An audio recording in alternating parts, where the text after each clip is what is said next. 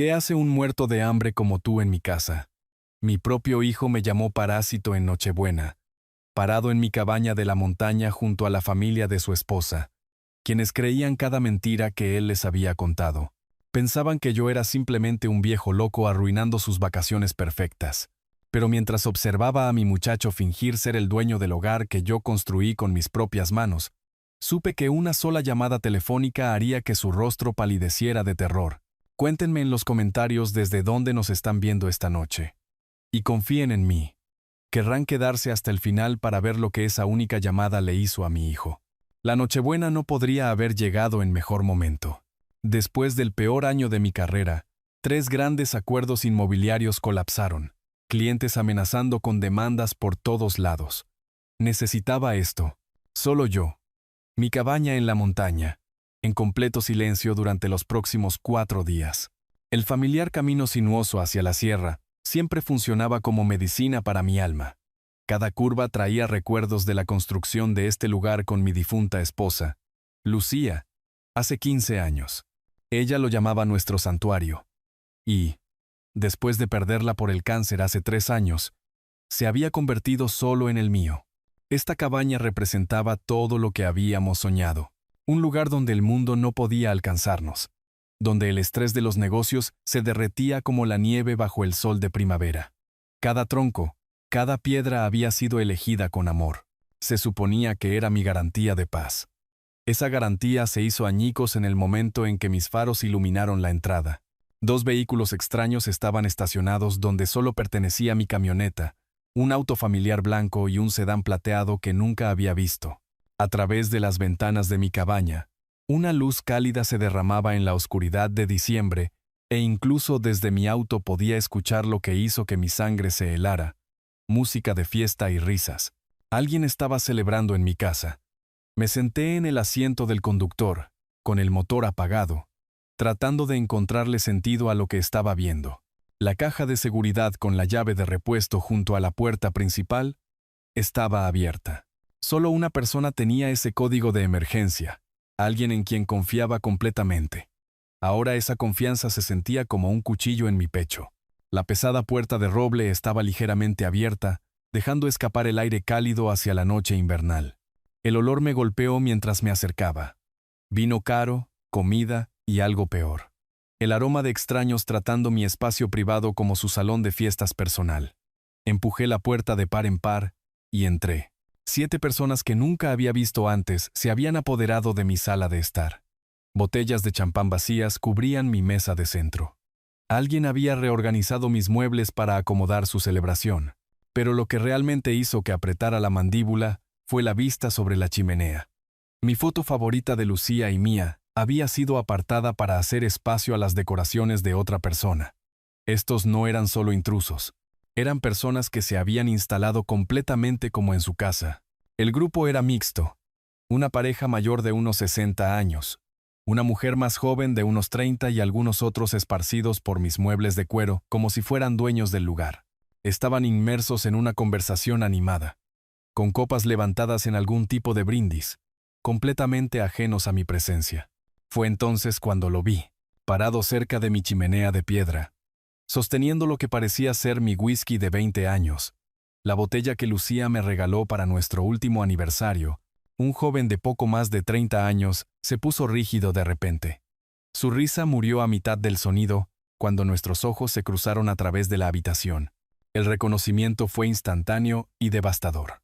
Por un momento que pareció una hora, ninguno de los dos se movió. La fiesta continuaba a nuestro alrededor, pero todo lo demás se desvaneció en un ruido de fondo. Esto no era un robo al azar. No eran extraños que de alguna manera habían tenido suerte con mi código de seguridad.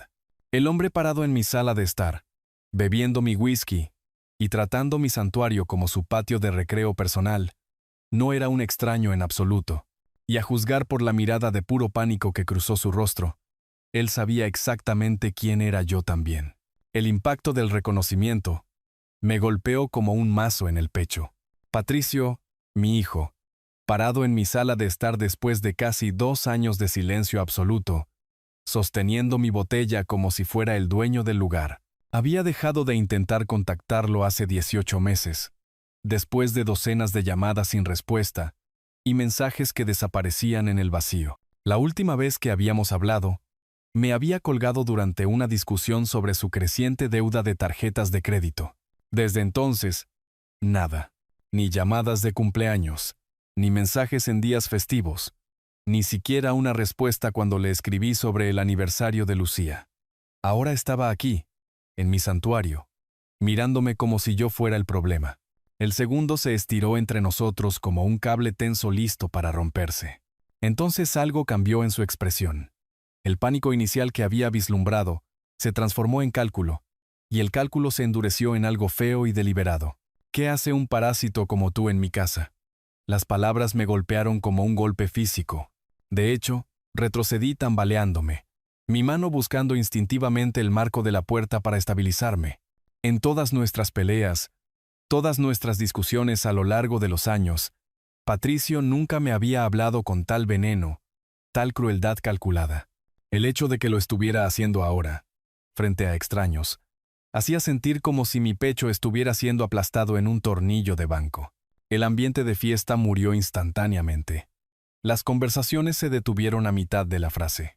Las copas se pausaron a medio camino de los labios, y todos los ojos se volvieron hacia nosotros, como si fuéramos actores que acababan de subir a un escenario que ninguno de los dos había pedido. La mujer joven que había notado antes, pequeña, de cabello oscuro, probablemente de unos 20 y tantos años, se movió inmediatamente al lado de Patricio. Su lenguaje corporal gritaba protección mientras se colocaba ligeramente frente a él. «Patricio, ¿qué está pasando? ¿Quién es este hombre?» La manera casual en que hizo la pregunta, como si yo fuera verdaderamente un extraño, hizo que se me cayera el estómago. ¿Cuánto tiempo había estado Patricio mintiendo a estas personas sobre su familia, sobre mí? La pareja mayor intercambió miradas de preocupación. El hombre, de aspecto distinguido con sienes canosas, se inclinó hacia adelante en su silla. La mujer a su lado, elegante de esa manera natural que algunas personas tienen, tocó el brazo de su esposo con evidente preocupación. «No tengo idea de quién es este viejo loco», Patricio continuó, su voz ganando fuerza mientras actuaba para su audiencia. «Alguien debe haberle dado la dirección equivocada. Señor, necesita irse antes de que llame a seguridad. Viejo loco. Mi propio hijo me estaba llamando viejo loco frente a extraños, negando mi propia existencia como si yo fuera algún vagabundo delirante que había entrado huyendo del frío. Patricio, logré decir, luchando por mantener mi voz firme a pesar del terremoto que ocurría en mi pecho. ¿Qué estás haciendo aquí? ¿Cómo siquiera?» Sus ojos brillaron con algo que podría haber sido miedo, rápidamente enmascarado por una renovada agresión. «No sé cómo sabes mi nombre, pero eso no te da derecho a irrumpir en mi casa». Mi casa. Las palabras resonaron en mi cabeza como una broma cruel. Este era mi santuario, mi refugio, mi memorial para Lucía. Cada piedra en esa chimenea, cada viga en el techo, cada mueble cuidadosamente elegido representaba años de planificación, amor y esperanza. «¿Tu casa?» La pregunta salió apenas como un susurro. Así es. La voz de Patricio se hizo más fuerte, más segura mientras se alimentaba de la presencia de apoyo de sus acompañantes. «Esta es propiedad familiar y estás invadiendo. Te sugiero que te vayas antes de que las cosas se pongan desagradables». La mujer de cabello oscuro asintió enfáticamente. «Patricio tiene razón. Deberíamos llamar a la policía». El hombre mayor, que había estado callado hasta ahora, habló de repente. Su acento tenía un ligero tono hispano. «Patricio, espera un momento». Hizo un gesto hacia mí con evidente confusión. «¿Cómo sabe este hombre el código de seguridad que dijiste que solo la familia tenía para acceder a este lugar?» La pregunta de Miguel quedó en el aire como el humo de una vela apagada. Observé el rostro de Patricio y vi el parpadeo de pánico regresar antes de que pudiera reprimirlo. «Debe haber estado vigilando la casa», tartamudeó Patricio. «Estas áreas de montaña tienen problemas con gente como él». Pero Miguel no estaba satisfecho. «La alarma estaba activada cuando llegamos. Tú mismo la desactivaste. ¿Cómo podría él saber el código?» La pregunta de Miguel pareció drenar toda la confianza del rostro de Patricio. Lo vi buscar desesperadamente una explicación que tuviera sentido. «Me ha estado acosando», dijo Patricio, su voz en un tono más agudo que antes. Estas zonas montañosas atraen a gente loca. Probablemente me vio ingresar el código desde la distancia. Incluso Patricio pareció darse cuenta de lo ridículo que sonaba eso. Las cejas de Miguel se alzaron con escepticismo. Memorizar el código de 6 dígitos desde el otro lado de una entrada oscura era imposible, y todos lo sabían. Pero Patricio no había terminado de cavar su propia tumba. Esta es la propiedad de montaña de mi familia. La heredé de mi abuelo hace 2 años. Elena, la elegante mujer mayor, inclinó la cabeza con confusión. Patricio, nunca mencionaste un abuelo ni ninguna herencia. Vi cómo la duda se arrastraba por sus rostros. Estas personas claramente se preocupaban por Patricio, pero estaban empezando a ver las grietas en su historia. Carmen parecía dividida entre la lealtad y la creciente sospecha. Patricio no mentiría sobre algo tan importante, dijo, pero su voz tembló. ¿Verdad que no? El rostro de Patricio se puso rojo. ¿Por qué mentiría sobre mi propia propiedad? Este viejo loco obviamente está tratando de estafarnos. Eso fue suficiente. Había escuchado a mi hijo llamarme parásito, viejo loco, y ahora estafador. El dolor era agudo, pero la determinación estaba tomando el control. Di un paso adelante. Mi voz tranquila a pesar de la tormenta en mi pecho. Soy su padre. Las palabras golpearon como piedras lanzadas en agua tranquila, enviando ondas de choque a través del grupo. Esta es mi casa, continué. La construí hace 15 años con mi difunta esposa Lucía. Cada viga, cada piedra fue elegida por nosotros. La mano de Elena voló a su boca. Los ojos de Miguel iban de Patricio a mí, buscando un parecido familiar. Carlos, que había estado en silencio hasta ahora, habló de repente. Esperen, dijo Carlos lentamente, dándose cuenta. Tu apellido también es Robles, ¿no es así? La observación golpeó como un rayo. Podía ver las piezas encajando, el apellido compartido, el conocimiento del código de alarma, la familiaridad con la casa que Patricio no podía explicar. El rostro de Carmen se puso pálido. Patricio, susurró, ¿es este hombre realmente tu padre? La boca de Patricio se abrió y cerró sin palabras. Su actuación segura se estaba derrumbando como un castillo de naipes. No. Finalmente logró decir, pero la negación sonó hueca. No sé qué clase de juego enfermo es este. Patricio. La voz de Miguel cortó el balbuceo desesperado con una autoridad tranquila. Si este hombre está mintiendo, llamar a la policía debería aclarar todo rápidamente. Carmen ya estaba buscando su teléfono, sus movimientos agudos por la ira y la confusión. Eso es exactamente lo que voy a hacer. Estoy llamando a la policía ahora mismo. Mientras ella levantaba el dispositivo hacia su oído, capté la expresión de Patricio. La máscara finalmente había caído por completo, dejando atrás algo que reconocí de su infancia.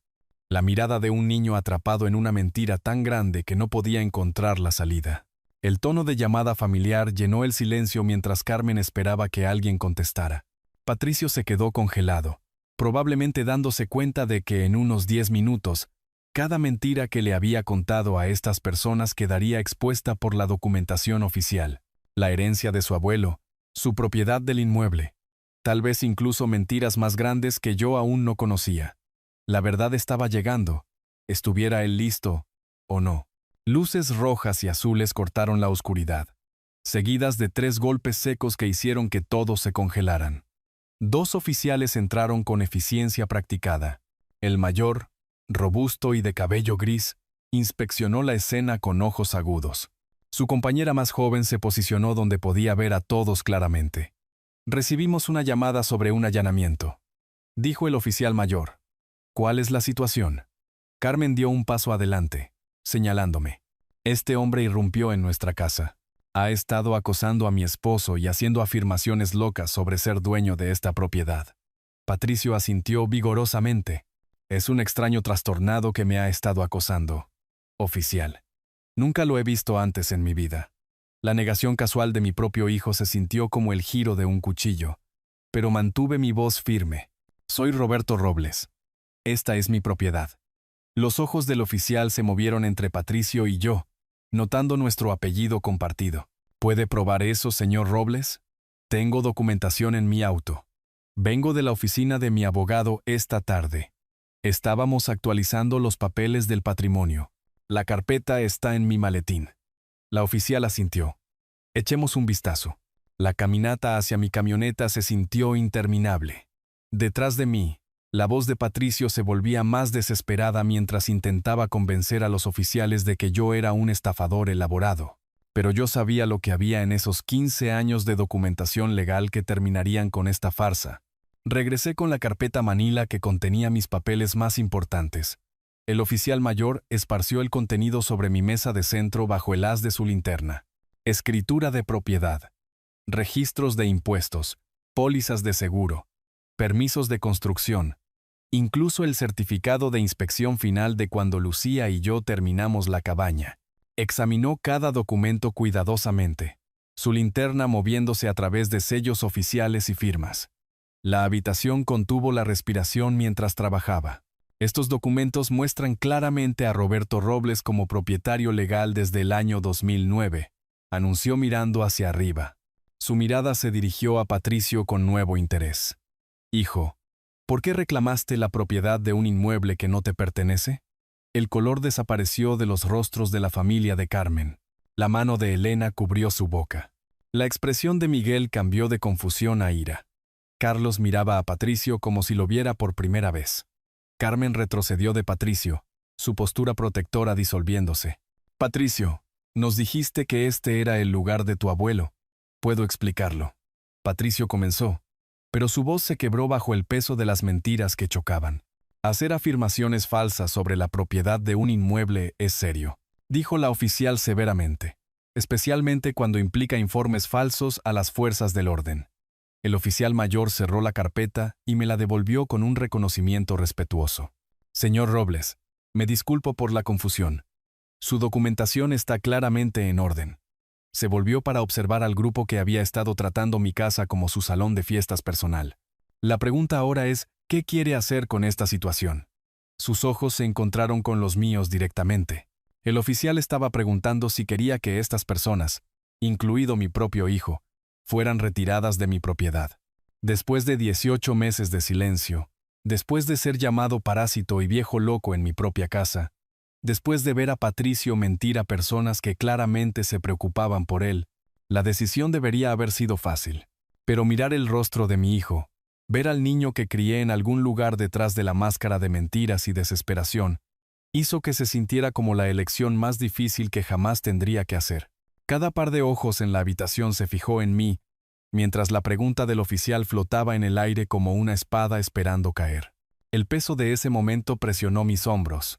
32 años de paternidad, 3 años de viudez y 18 meses de silencio, todo convergiendo en esta única elección.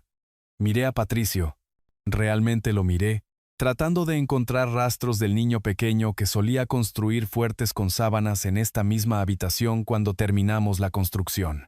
El niño que me había ayudado a plantar los robles jóvenes que ahora se elevaban fuera de estas ventanas.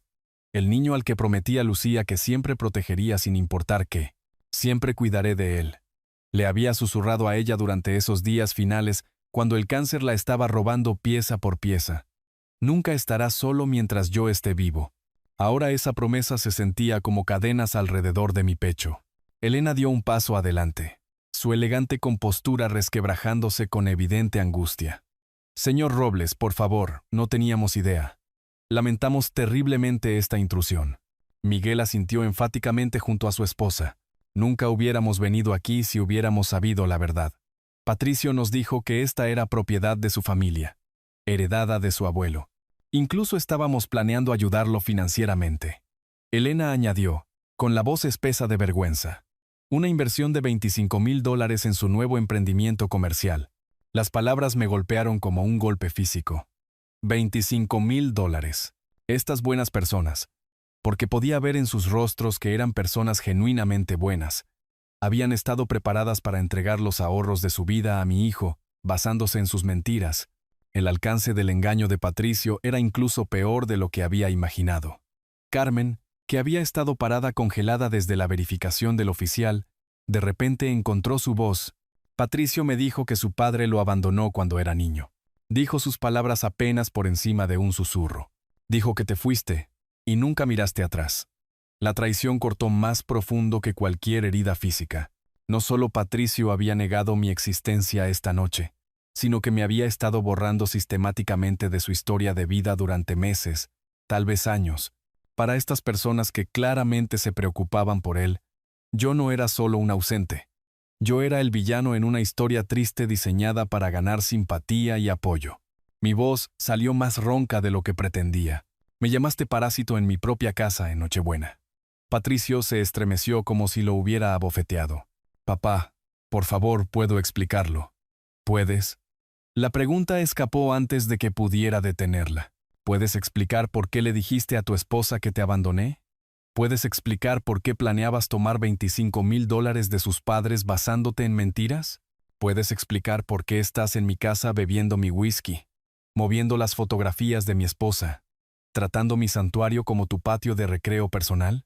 Los oficiales se movieron ligeramente, reconociendo claramente esto como una crisis familiar que iba mucho más allá de una simple invasión de propiedad. Oh sí, he estado permitiendo este comportamiento durante años. Dije, dándome cuenta de golpe como si fuera agua fría, cada vez que lo había sacado de problemas, cada vez que había cubierto sus deudas, cada vez que había puesto excusas por sus fracasos, no lo había estado ayudando. Había estado creando al hombre que podía pararse en mi sala de estar y llamarme parásito sin parpadear. Lucía no me había pedido que facilitara sus mentiras. Ella me había pedido que cuidara de él para ayudarlo a convertirse en el hombre que ella sabía que podía ser.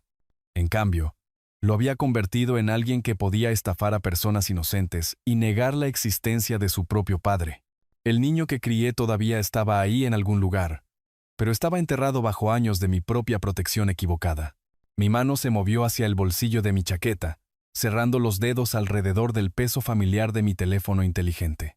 El oficial todavía esperaba mi respuesta, pero me di cuenta de que la pregunta no era solo sobre sacar a estas personas de mi propiedad. Se trataba de si finalmente estaba listo para dejar de habilitar al hombre en el que se había convertido mi hijo. Saqué el teléfono inteligente de mi bolsillo, su brillo azul proyectando sombras a través de mi rostro determinado. La aplicación bancaria se abrió con un timbre familiar que pareció antinaturalmente fuerte en el silencio. Déjenme mostrarles a todos lo que realmente he estado pagando. Sostuve la pantalla donde todos podían ver meses de pagos automáticos. El apartamento de lujo en el que vives, Patricio, $2,800 mensuales. Yo pago eso. Carmen jadeó audiblemente. Me desplacé a través de más transacciones, cada una prueba del engaño. Los pagos del auto para ese BMW afuera, $847 mensuales, también míos. Giré el teléfono hacia la familia de Carmen, dejándoles ver la evidencia. El rostro de Miguel se puso ceniciento. Elena se cubrió la boca con dedos temblorosos. Seguro médico, seguro de auto, seguro de inquilino. Continué metódicamente. Todo bajo mis pólizas. Todo pagado por mí. La voz de Patricio se quebró. Papá, por favor, no frente a ellos. 3 tarjetas de crédito a tu nombre. Saldo actual, $12,000. Adivina quién hace los pagos. Carmen miró a Patricio con la traición escrita en su rostro. Me dijiste que tu salario cubría nuestro estilo de vida. Las mentiras se desmoronaron más rápido de lo que Patricio podía tejer nuevas. Lo vi buscar explicaciones que no existían. Una asignación mensual de $1,500. Servicio telefónico, internet, servicios públicos, todo lo que necesitas para mantener la ilusión de independencia. El oficial se acercó, reconociendo que esto iba mucho más allá de disputas de propiedad.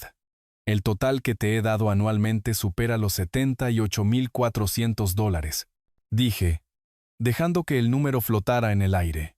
Durante 6 años seguidos. Elena hizo un sonido como si la hubieran golpeado. Eso era más de lo que muchas familias ganan anualmente, y yo se lo había estado entregando a mi hijo como si fuera cambio suelto. Mi dedo se movió a las opciones de cancelación, cada toque deliberado y final. Cancelación de subsidio de apartamento iniciada.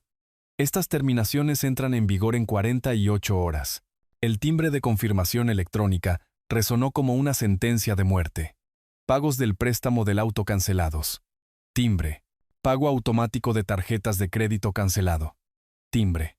Cobertura de pólizas de seguro terminada. Timbre. El rostro de Patricio se puso blanco como el papel. Papá, no puedes hacer esto. ¿Cómo se supone que voy a? Servicio telefónico cancelado. Timbre. Con cada confirmación, un peso se levantaba de mi pecho. La preocupación constante por la próxima crisis de Patricio. El ciclo interminable de rescates y promesas rotas finalmente terminaba. Cerré la aplicación y guardé el teléfono. Cada rostro me miraba con expresiones que iban desde el shock hasta algo que podría haber sido respeto. Eso termina esta noche. El silencio se extendió antes de que pronunciara las palabras que cambiarían todo. Empaquen sus pertenencias y salgan de mi propiedad. Todos ustedes. Ahora. La finalidad en mi voz me sorprendió incluso a mí.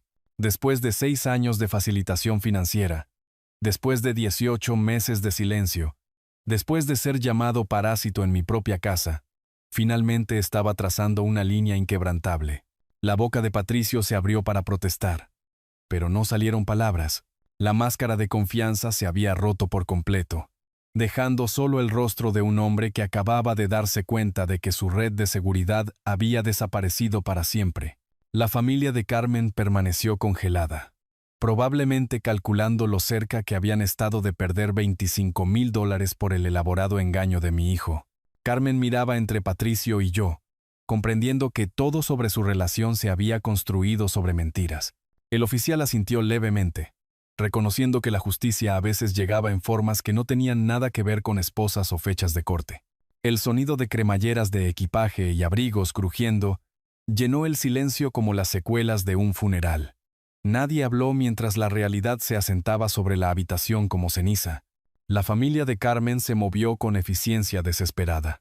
Elena dobló ropa con movimientos bruscos, apenas conteniendo su ira y humillación. Miguel reunió pertenencias, evitando el contacto visual con Patricio. Gracias a Dios que no le dimos ese dinero todavía. Miguel le susurró a su esposa, con el alivio espeso en su voz. Carmen arrojó artículos en su bolso con violencia, cada movimiento puntuado por miradas a Patricio que podrían cortar vidrio. Su postura protectora se había evaporado, reemplazada por pura furia. Carlos empacó en silencio, su rostro con la expresión de alguien que acababa de enterarse de que todo lo que sabía sobre una persona era mentira. «Papá, por favor». La voz de Patricio se quebró mientras se acercaba a mí. «¿Podemos hablar en privado? Puedo explicarlo todo». Lo miré y vi destellos del niño pequeño que solía ayudarme a apilar leña para esta chimenea. Pero ese niño estaba enterrado bajo 6 años de mentiras y dependencia financiera que yo había permitido. «No queda nada que discutir», dije con sorprendente firmeza. Los oficiales se posicionaron estratégicamente, asegurando una salida ordenada, a pesar de las corrientes emocionales subterráneas que amenazaban con explotar. Elena asintió rígidamente cuando se le preguntó si tenían todo. Miguel cargó su maleta al hombro. Carmen cerró la cremallera de su bolso como si rasgara tela y se lo colgó al hombro sin mirar a Patricio. Desfilaron hacia la puerta en una procesión, apresurada y reacia a la vez. Patricio se demoró, haciendo un último intento desesperado. «Papá, sé que me equivoqué, pero somos familia. No puedes simplemente... Hiciste tu elección cuando me llamaste parásito en mi propia casa en Nochebuena». El rostro de Patricio se arrugó, pero yo ya me había dado la vuelta. No podía ver cómo el último hilo que me conectaba al hijo que crié finalmente se rompía. La pesada puerta de roble se cerró con una finalidad que resonó en cada habitación. Los motores de los autos arrancaron. Los neumáticos crujieron en la grava. Luego se desvanecieron en la noche de diciembre. Silencio. Me quedé rodeado de los restos de la fiesta. Botellas de champán vacías abarrotaban mi mesa de centro. Alguien había dejado galletas a medio comer en mi estantería. Sus decoraciones navideñas parecían ajenas e intrusivas contra las paredes familiares. Mi santuario había sido violado, reclamado, y ahora se asentaba en las secuelas de una explosión familiar que llevaba años gestándose. Me hundí en mi sillón de cuero junto a la chimenea. El mismo sillón donde Lucía solía acurrucarse con libros en las noches de invierno. El silencio se sentía diferente ahora. No la paz tranquila que había venido a buscar aquí, sino algo hueco y doloroso. Durante 32 años, había sido el padre de Patricio. Durante los últimos 6, había sido su facilitador. Esta noche, finalmente me había convertido en algo que nunca pensé que tendría que ser. Su consecuencia. El peso de esa comprensión se asentó sobre mí como una manta pesada. Había mantenido mi promesa a Lucía. Había cuidado de Patricio. Pero en algún momento del camino, cuidar de él se había convertido en hacerse cargo de todo por él. Había creado a un hombre que podía llamar a su propio padre parásito sin inmutarse. El fuego crepitaba suavemente, proyectando sombras danzantes a través de las paredes. La fotografía de Lucía, que había movido silenciosamente de vuelta sobre la repisa, parecía mirar con comprensión. Ella sabía que este día llegaría. ¿No es así? Sabía que el amor a veces significaba dejar ir, incluso cuando te arrancaba el corazón. Cerré los ojos y dejé que el silencio me invadiera. El mañana traería consecuencias impredecibles. Patricio aprendería a pararse sobre sus propios pies. La familia de Carmen procesaría la traición. Carmen decidiría si su matrimonio podría sobrevivir a su base de mentiras. Pero esta noche, sentí algo que no había experimentado en años. La extraña paz que proviene de hacer finalmente lo que sabes que es correcto, incluso cuando cuesta todo. Una semana después de esa confrontación de Nochebuena, la pantalla de mi teléfono contaba una historia de desesperación creciente. 23 llamadas perdidas, todas del número de Patricio. La paz que había sentido esa primera noche había durado exactamente 12 horas. Los mensajes de texto comenzaron a la mañana siguiente y evolucionaron diariamente, cada uno una instantánea de su mundo desmoronándose. Día 1. Papá, por favor llámame. Día 3. Nos estamos quedando en un motel. Día 5. La familia de Carmen ya no nos ayudará. Día 7. Por favor, no tengo a dónde más acudir. Los había ignorado todos, pero la progresión era imposible de perder. Cada mensaje llevaba más pánico, menos de la arrogancia que lo había metido en este lío. En el día 7, mi teléfono sonó desde un número desconocido. Contra mi mejor juicio, contesté. Papá, por favor no cuelgues. La voz de Patricio sonaba hueca, derrotada. Estamos viviendo en mi auto ahora. Las palabras golpearon como un golpe físico, pero me obligué a permanecer en silencio. Así es como se veían las consecuencias cuando la red de seguridad desaparecía. La familia de Carmen cortó todo contacto con nosotros. Continuó con la voz quebrada. Miguel me llamó mentiroso basura y colgó. Elena ni siquiera abre la puerta cuando Carmen va a su casa. Podía imaginar la decepción en sus rostros, la ira por haber sido tomados por tontos por alguien en quien habían confiado como familia. Elena estaba furiosa cuando se enteró de la falsa inversión comercial. Patricio agregó, son buenas personas, papá.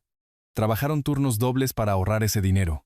Elena limpiaba casas los fines de semana. Miguel conducía Uber después de su trabajo regular. Todo para poder ayudar en lo que pensaban que era una oportunidad legítima de su yerno. El alcance de su traición era asombroso. Estas no eran personas ricas que podían permitirse perder $25,000. Eran gente trabajadora que había reunido los ahorros de su vida para ayudar al sueño empresarial de quien creían que era parte de su familia. De repente, la voz de Carmen estalló en el fondo, aguda de furia. Dile cómo estamos viviendo en tu auto. Dile cómo mis padres no quieren ni mirarme. Carmen, por favor. Patricio comenzó. No. La voz de ella se hizo más fuerte mientras tomaba el teléfono. Señor Robles, su hijo destruyó la confianza de mi familia. Mis padres trabajaron hasta el agotamiento por ese dinero. Podía escuchar el dolor debajo de su ira. La humillación de explicar a sus padres que su nido cuidadosamente guardado casi había sido entregado a un estafador que habían recibido en su casa. Estaban tan orgullosos de que su hija se casara con alguien exitoso. Carmen continuó con la voz quebrándose. Y todo eran mentiras. La discusión estalló a través del teléfono. Patricio tratando de explicar, Carmen cortándolo con duras acusaciones. Sus voces se superpusieron en un crescendo de culpa y recriminación. «Eres un mentiroso patético», gritó Carmen con firmeza. «Voy a pedir el divorcio. Ni siquiera puedo mirarte más». Puertas de auto azotándose. Motor arrancando. Neumáticos chillando. Silencio. La línea se cortó, dejándome en mi tranquila cabaña con el peso de lo que había presenciado. Patricio había perdido todo. Su esposa, la confianza de su familia política, su apoyo financiero, y ahora su matrimonio. El efecto dominó de mi decisión de Nochebuena se había desarrollado exactamente como sabía que lo haría. Dejé el teléfono y miré fijamente mi chimenea. La paz que había sentido hace una semana parecía distante, reemplazada por algo más pesado, pero no menos cierto. Las consecuencias eran completas e irreversibles. No habría vuelta atrás de esto. 4 meses después, me senté en mi terraza con el café de la mañana, viendo la luz de abril filtrarse a través de las montañas. La primavera había transformado el paisaje. Las flores de cornejo salpicaban las laderas como nieve dispersa, y el aire llevaba el dulce aroma de la renovación. La cabaña se sentía como un santuario de nuevo, sin visitantes inesperados, sin crisis financieras, sin llamadas telefónicas exigiendo que arreglara los problemas de otra persona. Solo la paz tranquila que originalmente había conducido hasta aquí para encontrar en esa caótica Nochebuena la mejor decisión que tomé en mi vida, murmuré para mí mismo, sintiendo cada palabra. Mi teléfono sonó, mostrando un número desconocido. Por un momento, consideré dejarlo ir al correo de voz, pero algo me hizo contestar. Papá, soy yo. La voz de Patricio era diferente, tenue, despojada de la presunción que había definido nuestra última conversación. Estoy llamando desde el teléfono de un amigo. No dije nada, esperando. Quería disculparme por todo. Continuó. Sé que lo arruiné gravemente. Estoy trabajando en un almacén ahora cargando camiones. Carmen y yo estamos oficialmente divorciados. La información me golpeó con menos impacto del que esperaba.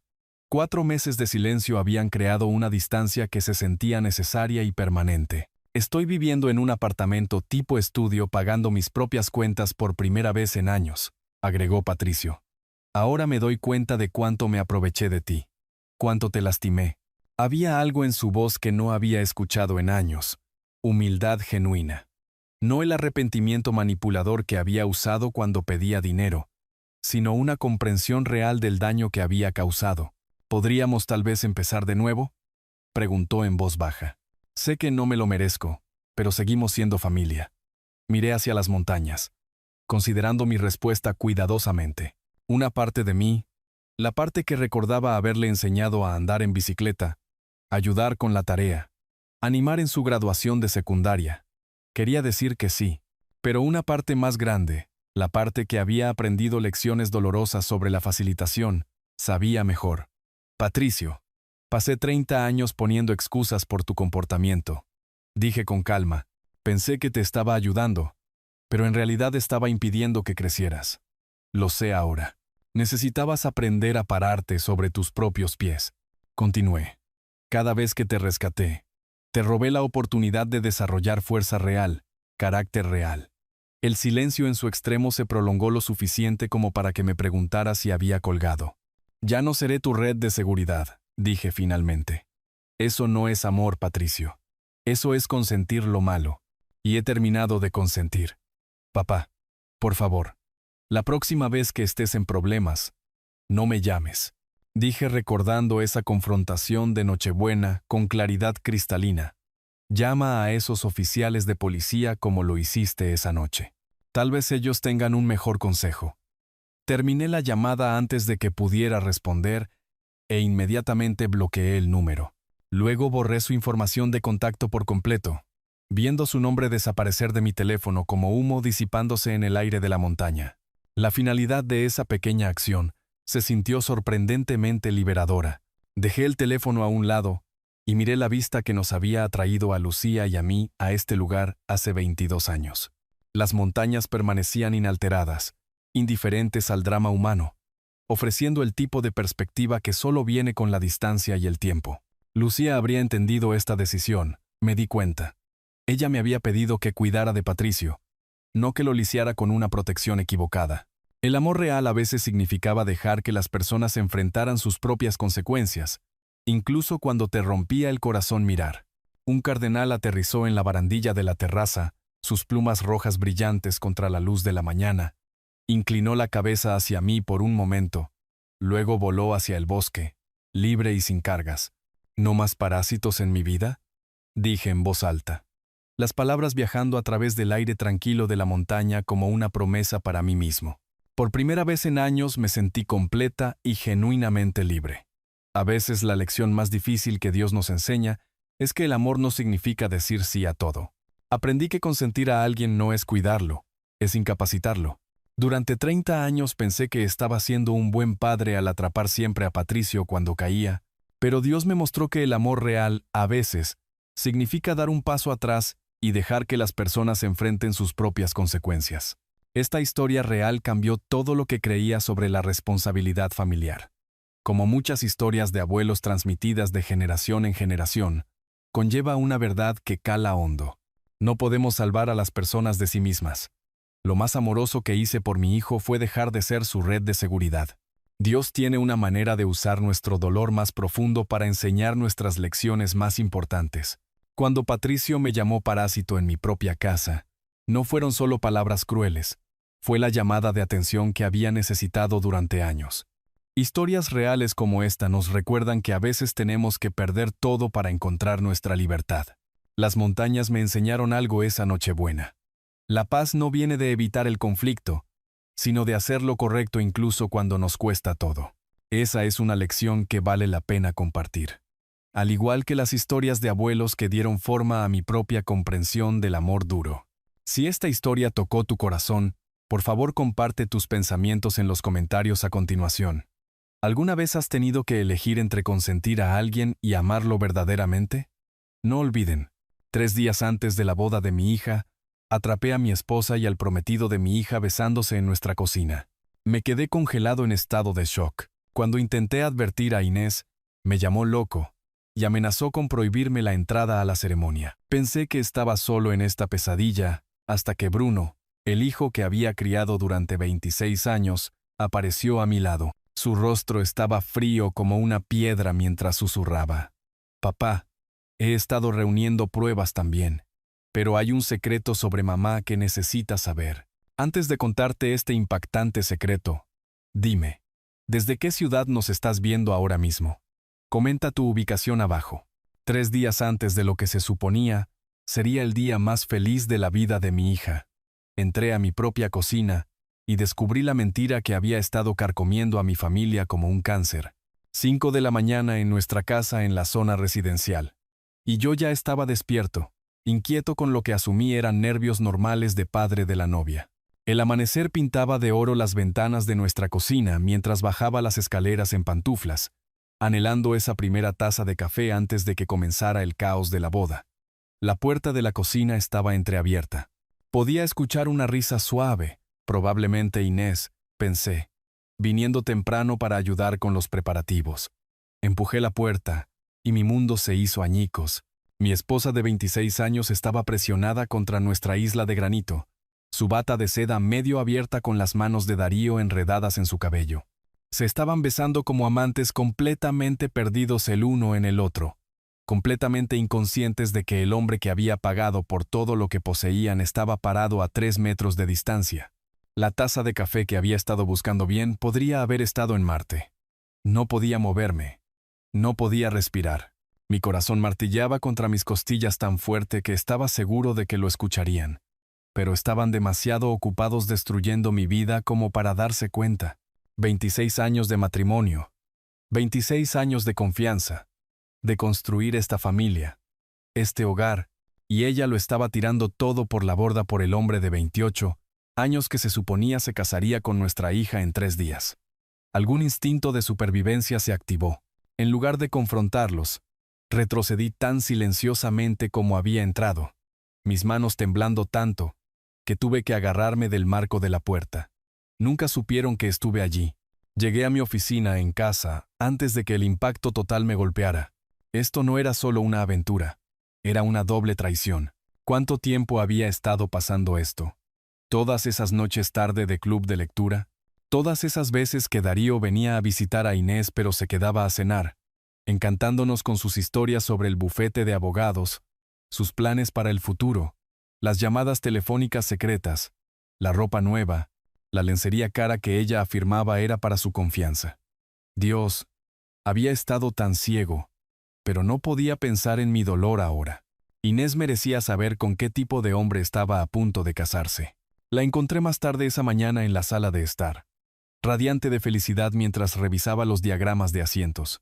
Tenía los ojos verdes de su madre, los mismos ojos que me habían cautivado hace 30 años. Los mismos ojos que me habían mentido horas antes. Inés, cariño, ¿podemos hablar en privado?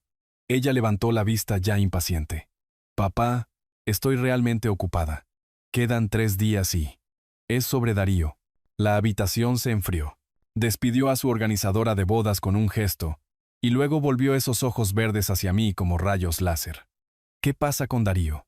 ¿Cómo le dices a tu hija que su prometido se está acostando con su madre? No hay palabras para esa conversación. Cariño, podría haber algunas cosas sobre Darío que no sabes. Cosas que podrían hacerte querer reconsiderar. Su mano se disparó hacia arriba como un policía de tráfico.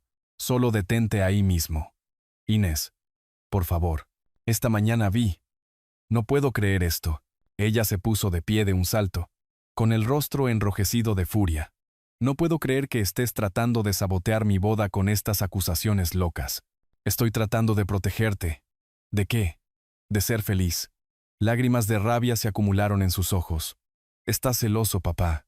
No puedes soportar que ya no sea tu niña pequeña. Eso no es. Si no puedes apoyar mi matrimonio y sigues inventando mentiras sobre Darío, entonces no vengas a mi boda. No dejaré que arruines el día más feliz de mi vida. Las palabras me golpearon como un golpe físico. Mi propia hija eligiendo al hombre que la estaba traicionando sobre el padre que estaba tratando de salvarla. Me quedé allí viéndola salir furiosa, y por primera vez en 50 años, me sentí completa y absolutamente solo. El golpe en la puerta de mi oficina llegó a las 9 en punto. 3 golpes suaves que de alguna manera lograron sonar tanto respetuosos como preocupados.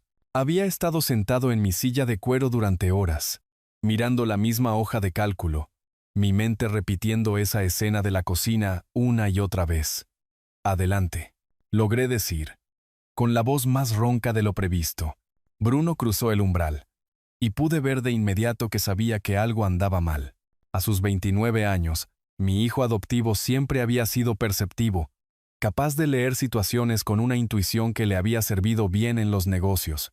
Sus ojos oscuros asimilaron mi ropa arrugada, mi rostro sin afeitar, la taza de café fría.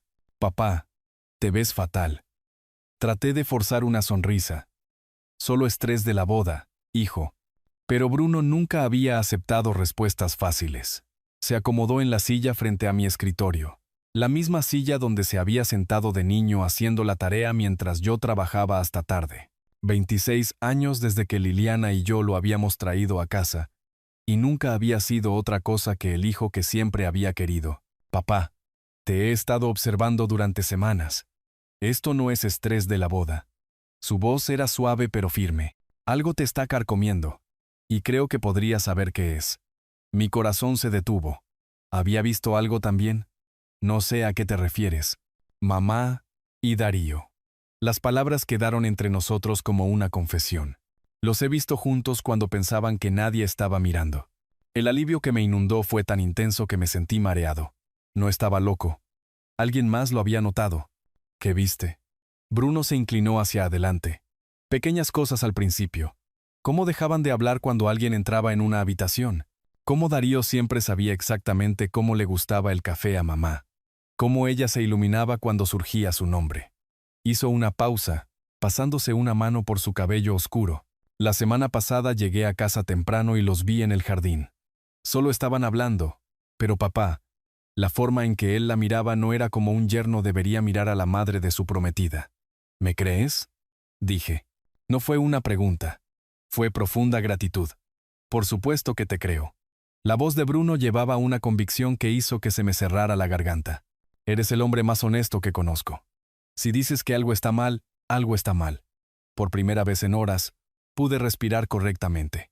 Mi hijo adoptivo, el niño que había criado como propio, me creía cuando mi hija biológica no lo hacía. Pero papá, necesitamos ser inteligentes con esto. Inés no va a escuchar sospechas. Está perdidamente enamorada, y te ve como el padre sobreprotector tratando de evitar que su niña crezca. Tenía razón. Inés siempre había sido terca. Entonces, ¿qué sugieres? La expresión de Bruno se volvió calculadora. Necesitamos evidencia. Pruebas reales e innegables que incluso Inés no pueda descartar. ¿Y cómo conseguimos eso exactamente? Una pequeña sonrisa jugó en su boca. Sé dónde se encuentran. Martes y viernes por la tarde como un reloj. Puedo ayudarte a obtener la prueba que necesitas. Esperanza mezclada con aprensión. Este era mi hijo, adoptado o no. Era mío, y estaba a punto de arrastrarlo a la situación más fea que nuestra familia había enfrentado jamás. Bruno, si hacemos esto, si tenemos razón, todo cambia. Tu madre, esta familia, la boda de Inés, todo se desmorona. Me miró a los ojos con firmeza. Papá, si tenemos razón, entonces ya se ha desmoronado. Solo vamos a ser los que atrapen los pedazos. Bruno se movió hacia la puerta. Luego se volvió con una expresión que nunca había visto antes. Decidida, protectora, casi feroz. Pero necesitamos ser inteligentes con esto. Si nos equivocamos, perdemos todo. Si tenemos razón, hizo una pausa con la mano en el pomo de la puerta. Necesitamos estar preparados para lo que viene después. 2 días antes de la boda, Bruno y yo estábamos sentados en mi auto frente al gran hotel de lujo, observando a la multitud de la mañana fluir a través de las puertas giratorias. Allí, dijo Bruno, señalando en voz baja. Papá, ¿ese es el BMW de Darío? Vi el sedán plateado entrar al ballet. Darío salió con su confianza habitual, entregando sus llaves como si fuera el dueño del lugar. Todos los martes y viernes por la tarde, explicó Bruno ajustando la cámara en su regazo. Me di cuenta porque trabajo desde casa. Mamá siempre tiene recados los mismos días. Citas de peluquería que se alargan, viajes de compras que toman horas. Apreté la mandíbula. ¿Cuántas mentiras me había tragado? Ahí está ella. El Lexus blanco de Liliana llegó exactamente 15 minutos después. Salió con un vestido rojo que nunca había visto antes. Algo que definitivamente no había comprado para el beneficio de su esposo. Ahora esperamos, dijo Bruno, levantando el teleobjetivo. Y documentamos todo. 2 horas parecieron una eternidad. Bruno había traído café, convirtiendo nuestra vigilancia en una parodia sombría de tiempo padre-hijo. Hablamos de deportes de trabajo, cualquier cosa excepto lo que estábamos haciendo mientras manteníamos los ojos fijos en esa entrada. Cuando salieron, no estaba preparado para el golpe en el estómago. Caminaban cerca, pero sin tocarse, manteniendo una distancia profesional. Pero la cámara de Bruno captó lo que otros podrían perderse. La mano de Darío brevemente en la espalda de Liliana, la forma en que ella se inclinaba hacia él, la sonrisa que no había visto dirigida a mí en años. Síguelos a distancia, instruyó Bruno mientras yo encendía el motor. Caminaron 3 cuadras hasta un restaurante elegante, acomodándose en una cabina de esquina con la familiaridad de clientes habituales. A través de las ventanas, teníamos una vista clara. ¿Puedes conseguir la toma?, pregunté. Bruno ajustó la lente. Clara como el agua.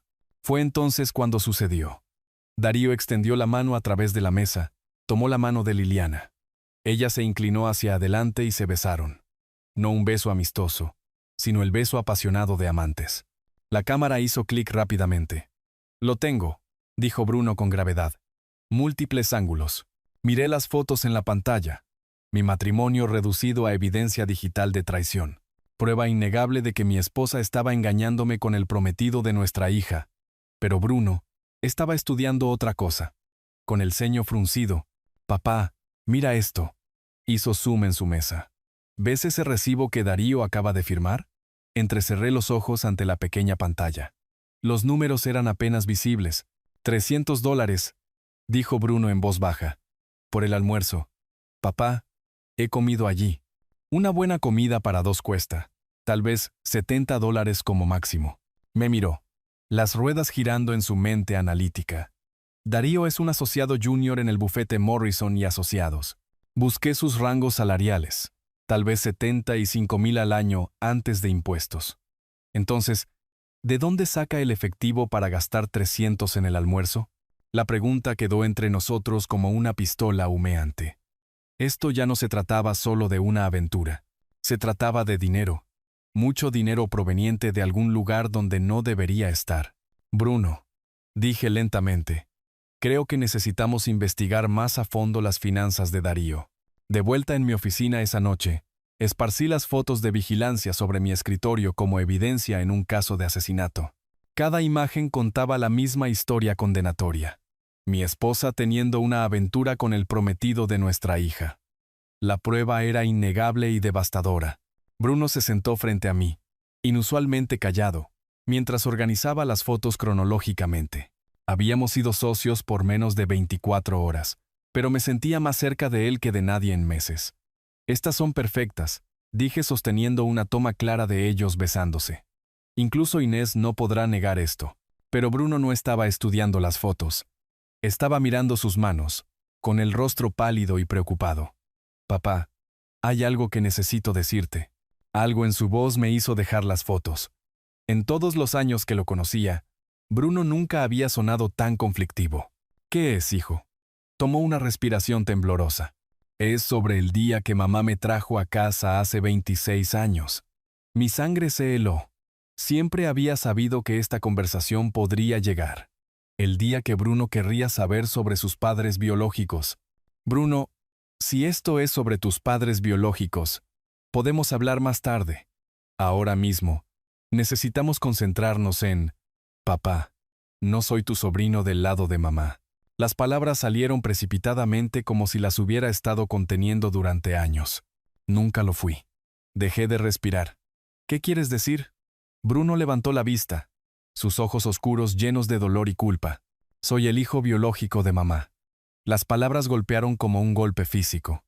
Mi hijo adoptivo, el niño que había criado como propio, era en realidad el hijo biológico de Liliana. Eso es imposible, susurré. Tus padres murieron en un accidente automovilístico. Alex Rodríguez y su esposa. Te acogimos porque... Bruno negó con la cabeza. Alex Rodríguez era mi verdadero papá. Era compañero de trabajo de mamá. Pero no hubo esposa. No hubo accidente automovilístico. La habitación dio vueltas. Hace 26 años, Liliana había venido a mí llorando por la trágica muerte de su primo lejano. Sobre el niño de 3 años que necesitaba un hogar. Yo había abierto mi corazón sin cuestionar. Ella estaba embarazada. Continuó Bruno en voz baja. Alex era el padre, pero no quería tener nada que ver con ella ni con el bebé. Cuando nací, ella entró en pánico. No estaba lista para ser madre. No estaba lista para contarte sobre la aventura. Así que creó la historia del sobrino huérfano. Sentí que me ahogaba. ¿Cuánto tiempo lo has sabido? Desde que tenía 16 años. Encontré mi certificado de nacimiento, buscando mi tarjeta de seguro social. Alex Rodríguez figuraba como mi padre, pero ninguna mención de ninguna esposa o accidente. Cuando confronté a mamá, se derrumbó y me contó todo. Y nunca dijiste nada. Los ojos de Bruno se llenaron de lágrimas. Papá, eras el único padre que había conocido. Me enseñaste a andar en bicicleta. Me ayudaste con la tarea. Me acompañaste en cada hito. No me importaba la biología. Tú eras mi verdadero padre. Pero mamá me hizo prometer nunca decirlo. Dijo que destruiría nuestra familia. Me levanté lentamente, con las piernas inestables. 26 años de mentiras. Había creído que era el hombre generoso que había acogido a un niño huérfano, cuando en realidad había estado criando al hijo ilegítimo de mi esposa. Pero mientras miraba a Bruno, este joven al que había amado y del que había estado orgulloso durante más de 2 décadas, me di cuenta de algo sorprendente. No importaba. La biología no lo había hecho mi hijo. El amor sí. La lealtad sí. El hecho de que estuviera aquí ahora, ayudando a descubrir la traición de su propia madre, demostraba que la familia era más que sangre. Caminé alrededor del escritorio y puse mi mano en el hombro de Bruno. Hijo, dije con voz firme a pesar de todo. Eres la única persona honesta en esta familia. ¿Estás conmigo hasta el final? Bruno levantó la vista, el alivio inundando su rostro. Siempre, papá, siempre. Un día antes de la boda, mi oficina parecía la sala de guerra de un contador forense. Hojas de cálculo cubrían cada superficie, y Bruno se encorvaba sobre su teléfono, investigando a Morrison y asociados. Esto es lo que sabemos, dije, ajustando mis anteojos de lectura. Darío Parker, asociado junior, 3 años fuera de la Facultad de Derecho. Las encuestas salariales de la Asociación de Abogados Lo sitúan entre 72 y 78 mil anuales. Bruno levantó la vista. Antes de impuestos. Exactamente. Después de impuestos, seguros, préstamos estudiantiles, alquiler, tal vez 3,000 mensuales en ingresos disponibles, si tiene suerte. Giré mi computadora portátil hacia Bruno, mostrando nuestra lista compilada de la vigilancia y las redes sociales de Inés. Pero mira este gasto. Almuerzos de $300, un Rolex de $2,000 en el cumpleaños de Inés, ese traje Armani de 1,500 como mínimo, y ese collar Cartier que le dio a tu madre. Bruno hizo una mueca ante madre, pero asintió. Mi amigo joyero le puso precio a partir de la foto de Instagram de Inés. De 8 a 10,000 al por menor. Después de 30 años en contabilidad, sabía cuándo los números no cuadraban. Papá, he estado investigando a Morrison y Asociados, dijo Bruno, desplazándose por su teléfono. Quejas en foros legales sobre discrepancias de facturación. Clientes diciendo que el dinero del fondo fiduciario desapareció. Me recliné. Las piezas del rompecabezas encajando. ¿Fondos fiduciarios? Bruno, ahí es donde está el dinero. Los bufetes de abogados retienen dinero de los clientes, liquidaciones, depósitos en garantía, patrimonios. Se supone que son intocables. Pero si alguien tuviera acceso, podrían desviar pequeñas cantidades de múltiples cuentas. Nada lo suficientemente grande como para desencadenar una atención inmediata.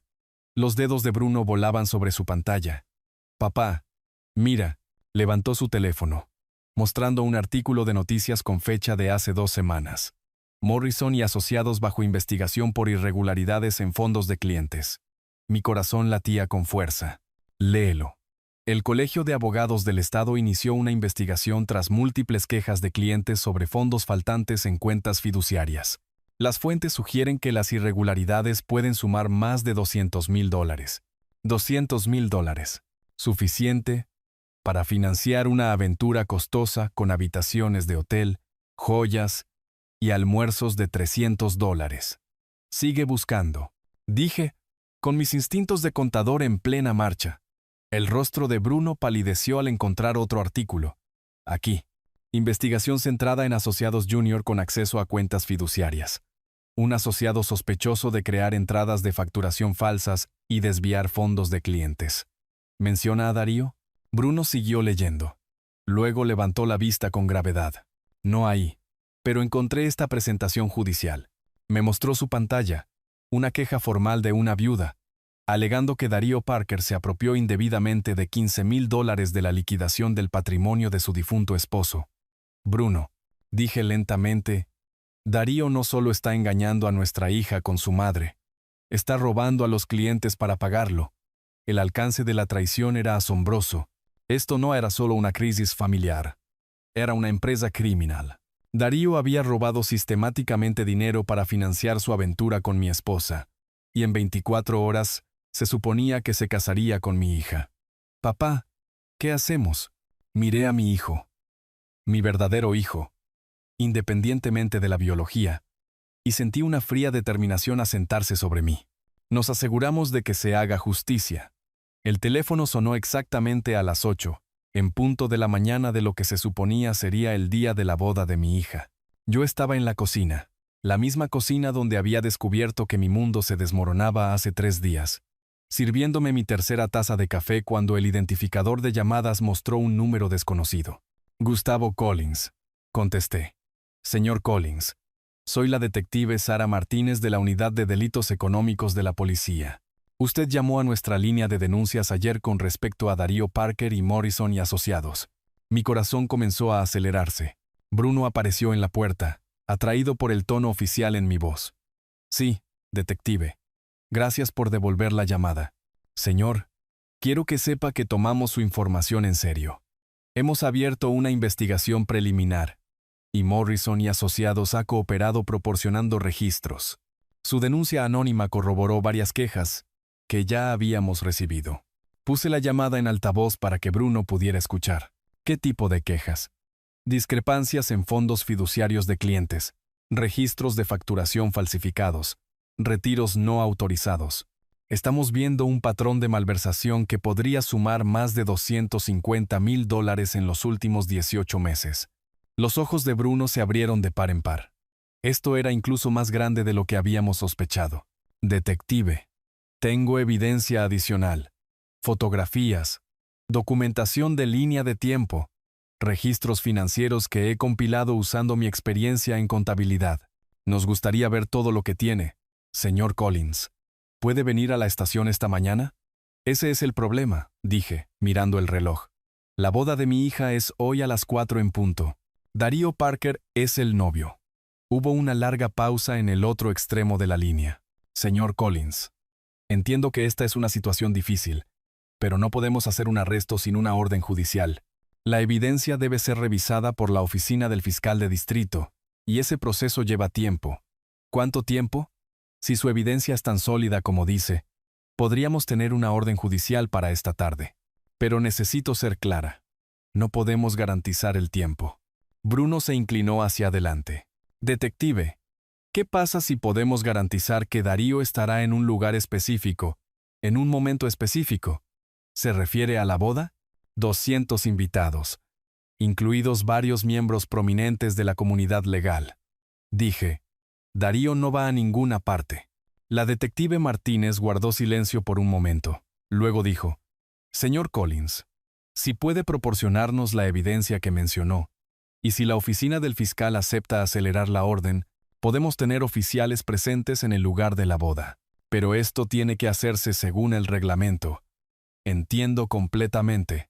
¿Pueden estar en la estación en una hora? Traigan todo lo que tengan.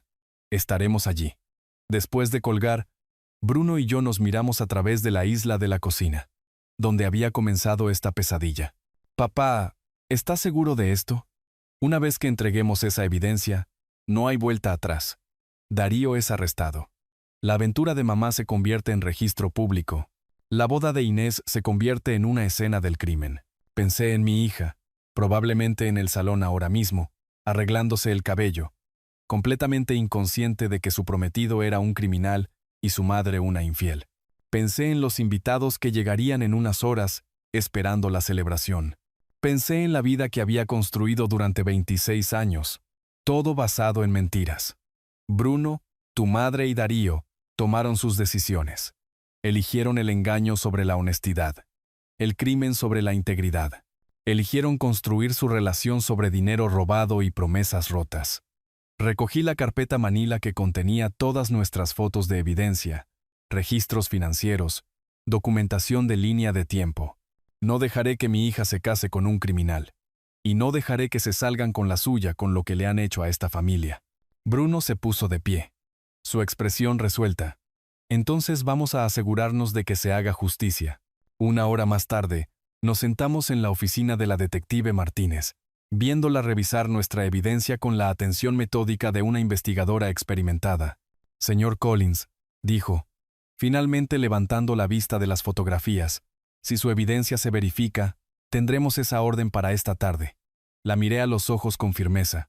Detective, la justicia lleva tiempo, pero hoy la verdad sale a la luz de cualquier manera. 2 horas antes de la ceremonia, me paré frente al espejo de mi habitación, luchando con mi corbata negra. Mis manos temblaban, no por los nervios, sino por el peso de lo que estaba a punto de hacer. Bruno apareció detrás de mí en el reflejo, tranquilo y decidido. Aquí, papá, déjame ayudar. Se hizo cargo de la corbata, con dedos firmes donde los míos habían fallado. Me enseñaste esto cuando tenía 12 años, para la cena de padre e hijo en la escuela. Lo recordaba, 26 años de ser su padre. Y había sido necesaria esta crisis para darme cuenta de que la biología no significaba nada comparada con la lealtad. Bruno, ¿y si estoy cometiendo un error? ¿Y si hay otra manera que no destruya el día de la boda de Inés? A través de la ventana, podía ver la transformación de nuestro patio trasero. Sillas blancas en filas perfectas, el arco cubierto de flores, luces listas para la magia. Todo lo que Inés había soñado. Papá, mírame. La voz de Bruno era firme mientras terminaba mi corbata. Me volví para enfrentar a mi hijo, la única persona que había elegido la verdad sobre las mentiras. Darío Parker está robando dinero para financiar una aventura con la madre de su prometida. Mamá ha estado mintiendo durante 26 años. Inés está a punto de casarse con un hombre que destruirá su vida. Hizo una pausa, con los ojos intensos. No estás destruyendo su boda. La estás salvando de una vida de mentiras. Un golpe nos interrumpió. El BMW de Inés en la entrada. Mi corazón se apretó. Ella estaba aquí para los detalles de último minuto. La encontré en la sala de estar, radiante con un vestido de verano y el cabello en un peinado elaborado. Se parecía a su madre a esa edad, hermosa, segura, inconsciente de la oscuridad que acechaba. Papá, su voz era fría. Reglas básicas para hoy. Reglas básicas. Sin drama, sin acusaciones, sin eclipsar mi momento. Sus ojos verdes eran duros. Te permito asistir porque Bruno me convenció de que te comportarías. No me hagas arrepentirme. Las palabras dolieron. En su mente, yo era el padre paranoico envenenándola contra su amado. Inés, solo quiero que seas feliz. Entonces sonríe, camina conmigo por el pasillo y guárdate tus teorías de conspiración. Se fue, dejándome entre fotos familiares que relataban 26 años de lo que pensé que era felicidad. Bruno apareció a mi lado. Papá, mira afuera. A través de la ventana, Darío saludaba a los primeros invitados con su encanto característico. Smoking caro, sonrisa perfecta, apretón de manos firme. Para todos los que miraban, él era el novio ideal, exitoso, guapo, devoto. Solo nosotros sabíamos la verdad. Es bueno en la actuación, dije en voz baja. Los mejores mentirosos siempre lo son. Bruno se enderezó la corbata. Pero las actuaciones terminan. Y cuando ésta termine, todos verán quién es realmente. Vi a Darío abrazar a la compañera de cuarto de Inés, reír con los padrinos de boda, jugar al yerno perfecto con la hermana de Liliana. Un maestro manipulador que había estado manipulando a mi familia durante meses. Me enderecé la corbata y miré en el espejo del pasillo. El hombre que me devolvía la mirada parecía mayor que hace 3 días, pero sus ojos estaban claros y decididos. Es hora de que ella sepa con qué clase de hombre se casa. Exactamente a las 4 en punto, bajo el arco cubierto de flores que había ayudado a construir en nuestro patio trasero, el oficiante sonrió benévolamente a los 200 invitados reunidos para presenciar lo que todos creían que sería el día más feliz de la vida de mi hija. Queridos hermanos, estamos reunidos aquí hoy para unir a Darío Parker e Inés Collins en santo matrimonio. Su voz se extendió a través de las sillas blancas perfectamente dispuestas, pasando las luces que brillarían como estrellas cuando llegara la noche. Si alguien presente tiene alguna razón por la cual estos dos no deban unirse en matrimonio, hable ahora o calle para siempre. El silencio tradicional que siguió se sintió diferente esta vez, más pesado, más expectante. Me puse de pie. El jadeo colectivo de 200 invitados fue audible. Cada cabeza se volvió hacia mí, cada rostro registrando sorpresa, confusión y, en algunos casos, molestia. Esto no se suponía que pasara en las bodas. Esto era cosa de películas y telenovelas. Yo me opongo, dije claramente, mi voz resonando a través de la multitud atónita. El rostro de Darío se puso blanco. Liliana, sentada en la primera fila con un vestido que probablemente costaba más que el salario mensual de la mayoría de las personas, parecía que estaba a punto de desmayarse. Pero fue la expresión de Inés la que casi rompió mi determinación. Pura furia sin diluir mezclada con humillación. «Papá, ¿qué estás haciendo?», siseó. Pero su voz se perdió en el murmullo de los invitados confundidos. Saqué mi teléfono. Lo conecté al sistema de altavoces portátil que habíamos configurado para la música, y la primera foto de vigilancia llenó la pequeña pantalla que levanté para que todos la vieran. Damas y caballeros, me disculpo por interrumpir esta hermosa ceremonia, pero tengo pruebas de que el novio ha estado teniendo una aventura. El murmullo se convirtió en un rugido. La gente se estaba poniendo de pie, estirando el cuello para ver, sacando sus propios teléfonos para grabar lo que rápidamente se estaba convirtiendo en el desastre de boda más dramático en la historia social de la ciudad. La foto en la pantalla de mi teléfono mostraba a Darío y Liliana besándose apasionadamente en el restaurante. La marca de tiempo era claramente visible. Hace 3 días, 2:47 p.m. Ahora eso no es todo. Continué. Mi voz de alguna manera firme a pesar de mi corazón acelerado.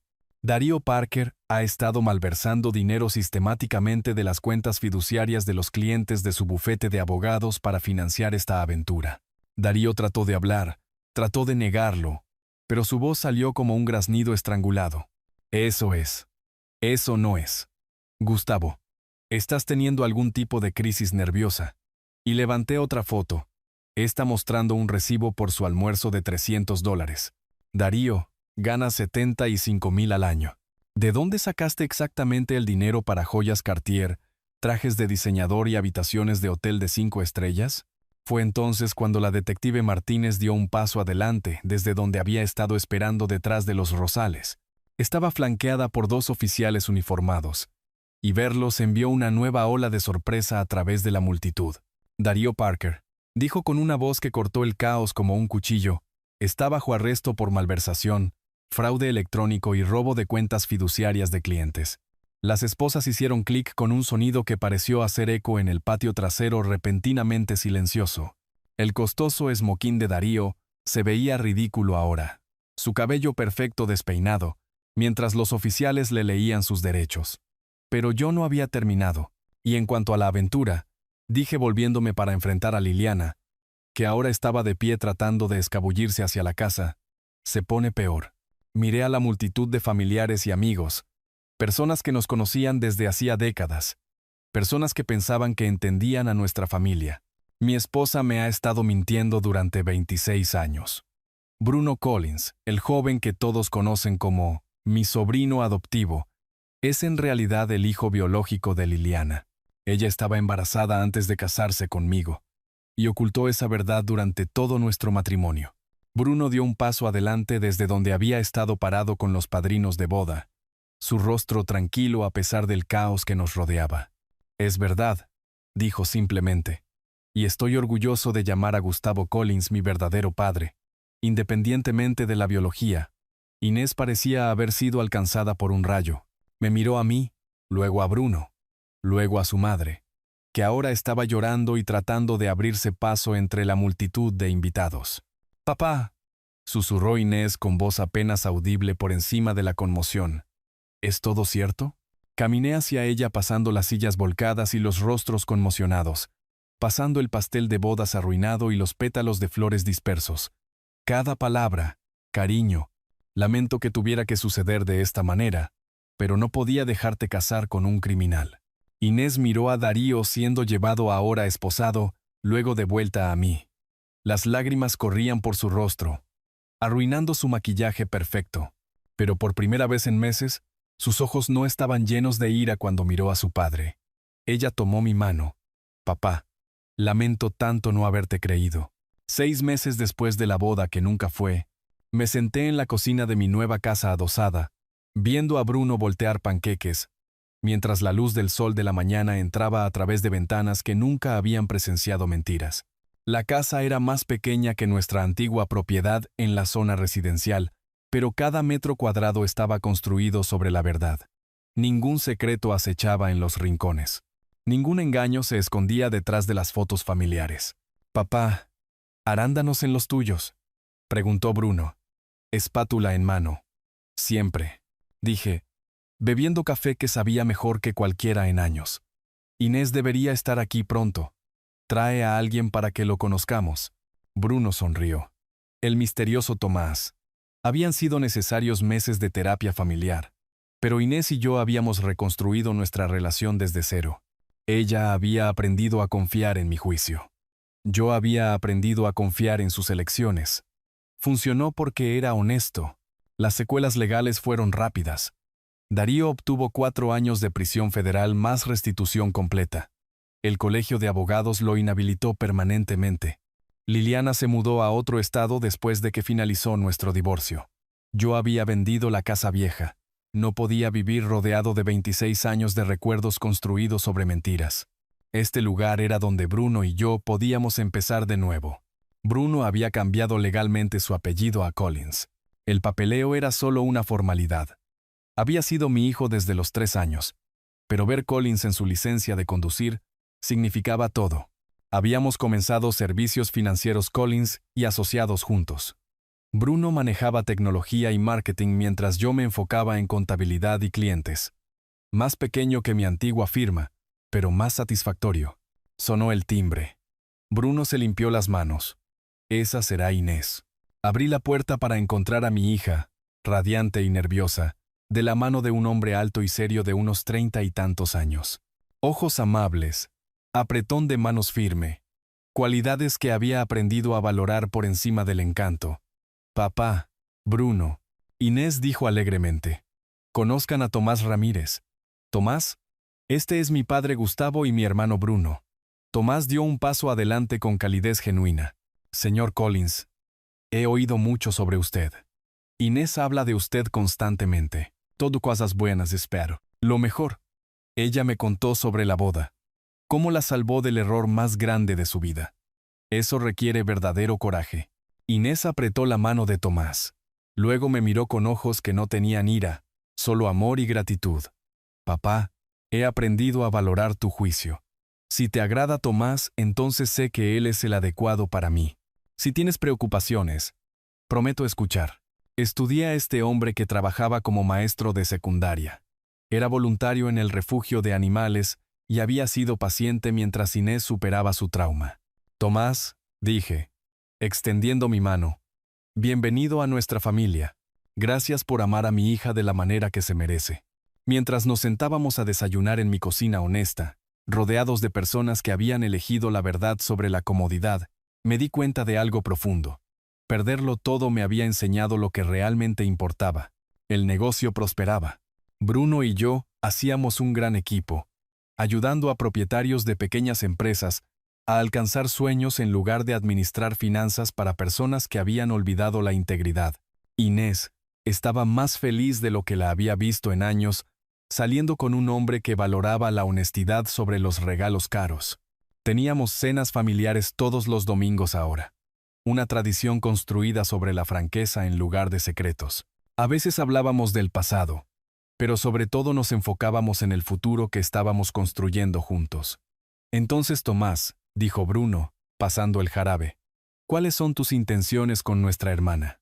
Tomás se rió completamente a gusto. Amarla, apoyar sus sueños y nunca mentirle. Jamás. Sonreí, viendo a mis hijos, ambos míos más allá de la biología, dar la bienvenida a este buen hombre a nuestra familia. Nos habíamos roto por la traición, pero nos habíamos reconstruido más fuertes. La familia no se trata de sangre o historia compartida.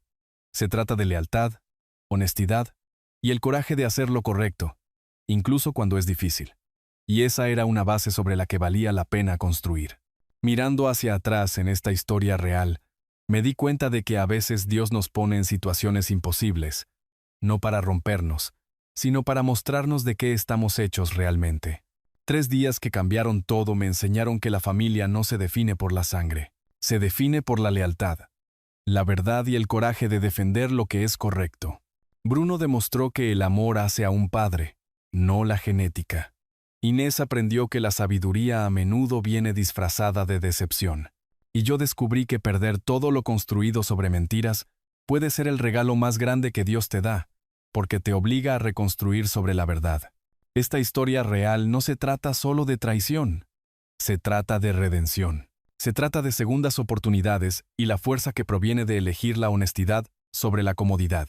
Cuando Dios prueba nuestro carácter, a menudo usa a las personas más cercanas a nosotros, pero también proporciona aliados en lugares inesperados, como un hijo que elige la lealtad sobre la sangre, y una hija que aprende a confiar de nuevo. Las historias de abuelos que contaré a mis futuros nietos no serán sobre familias perfectas o finales de cuento de hadas.